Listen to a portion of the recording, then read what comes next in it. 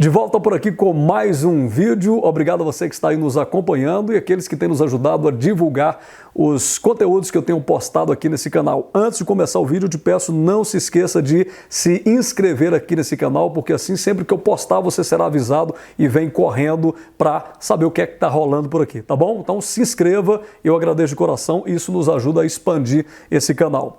O YouTube está com uma aba interessante nas comunidades que nos permite fazer enquetes para saber o que é que você está pensando acerca de alguns temas. Eu fiz uma enquete essa semana, coloquei 3 opções perguntando para você sobre qual deveria ser o tema do vídeo de hoje.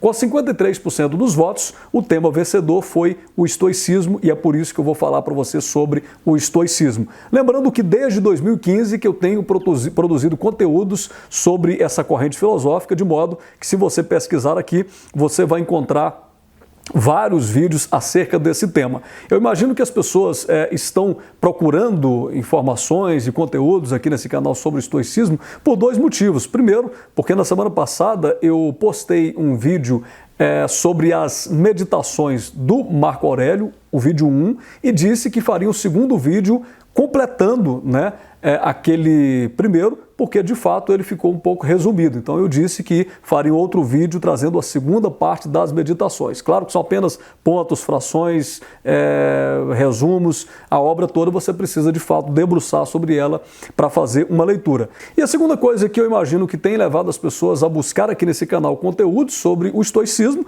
é porque de fato essa é uma corrente filosófica que busca respostas práticas e orientações para aqueles que querem alcançar a imperturbabilidade da alma diante dos infortúnios da vida. Ou seja, aqui nós encontramos basicamente muitas orientações, dicas para as pessoas que querem aprender a viver bem sob qualquer circunstância, aquelas que não estão preocupadas em como alterar o mundo, mas em como ser uma pessoa preparada para o mundo e uma pessoa que tem a condição de manter uma mente em um estado excelente diante dessa loucura aí que a gente está vivendo o tempo todo, essa correria, e tem muita gente ficando surtada diante das pressões do dia a dia. É claro que o estoicismo ele abarca outras ideias que são muito mais complexas do que essas que eu tenho postado aqui. Agora, a intenção do canal é falar sobre aquilo que você pode aplicar no seu dia a dia, no seu cotidiano, A gente não vai ficar divagando sobre várias teorias, mas nós estamos buscando algo que você possa ouvir e pensar, bom, isso aí dá para eu aplicar na minha vida, no meu dia a dia, na minha família, isso aí eu posso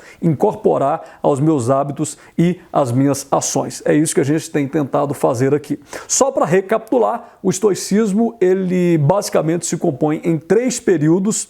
Primeiro, o estoicismo antigo, primeiro, na verdade, a raiz, que é aquele fundado por Zenão de Cício, aquela escola fundada há 300 anos antes de Cristo. Depois nós temos o estoicismo médio e, finalmente, o estoicismo romano, que compreende a fase do período imperial, onde aparecem 3 figuras muito importantes, agora já depois de Cristo, aqui já há alguns anos depois de Cristo, que são o Sêneca, você vai encontrar também vídeos que eu gravei sobre ele, vá lá e pesquise sobre a brevidade da vida. O Epicteto, que é um escravo, também tenho conteúdos aqui. E o imperador Marco Aurélio, é esse que eu faço o vídeo agora. Na semana passada eu gravei a primeira parte sobre as meditações e aqui eu gravo a segunda parte. Bom, vamos então ao conteúdo ou a algumas porções retiradas das meditações que podem oferecer para você uma boa condição ou uma certa luz diante das adversidades que você tem enfrentado no seu caminho. Lembrando que as meditações são aquelas anotações pessoais do imperador no seu caderno e ali ele conseguia colocar a sua sabedoria que acabou alcançando o nosso tempo. A sabedoria é bem diferente da informação, do conhecimento, porque a informação você obtém, qualquer pessoa obtém pesquisando e tudo, conhecimento lendo. Agora, a sabedoria é um aprofundamento disso. A sabedoria ela está alinhada à prática e isso o imperador tinha uma vivência para poder, de fato, apresentar aquilo que fazia sentido para a vida. Então nós podemos dizer que aqui nós temos fragmentos da sua sabedoria. Lembrando que o estoicismo nos ensina a gastar menos energia com aquilo que foge do nosso controle e nos engajar com aquilo que nós podemos alterar, com a nossa percepção e o nosso olhar em relação às coisas. Ou seja, ao invés de tentar ficar maluco, tentando mudar tudo à nossa volta, e chateado, e deprimido, e triste, porque o mundo está muito ruim, o estoicismo diz: vocês precisam se atentar muito mais para a percepção de vocês, ou seja, o que é que vocês têm feito para se preparar para esse mundo que está louco assim, porque as coisas não vão mudar, as coisas continuam ruins, né? Aqui a gente está falando de muitos anos antes de Cristo e também depois de Cristo, e 2000 e tantos anos depois de Cristo, e continua do mesmo jeito. Então, assim, é óbvio que a ciência, as coisas vão se aperfeiçoando, a tecnologia é muito boa, mas o que eu estou dizendo é que sempre as pessoas vão se deparar com crise existencial, com conflitos, com angústias, com tristezas, não tem como fugir disso. Então você precisa mudar o seu olhar, a sua percepção interior, a sua condição interior para encarar todas essas coisas. E aí, no primeiro texto, o Marco Aurélio nos expõe: se depende de ti alguma coisa, por que não fazes? Mas se depende de outro, a quem censuras? Aos átomos ou aos deuses? Em ambos os casos, é loucura. A ninguém deves repreender. Porque se podes, corrija-lhes. Se não podes, corrijas a tua ação. E se tampouco isso é possível, de que adianta você ficar irritado? Então é a pergunta que a gente faz diante daquele momento que nós estamos cheios de preocupações e de problemas. A pergunta é: por que você está irritado? É algo que depende de ti? Se depende de ti, ao invés de se irritar, ao invés de culpar o outro, você tem que empenhar a sua energia, empenhar o seu trabalho em tentar resolver. Então não tem que ficar irritado com ninguém, porque isso diz apenas a você. Você tem que, ao invés de ficar irritado, se corrigir, se aprofundar naquilo que está acontecendo e resolver o teu problema. Se depende de outro e não depende de você, você também não precisa ficar preocupado, porque o máximo que você pode fazer é oferecer para o outro meios para que ele possa se corrigir. Você não pode alterar a consciência dele.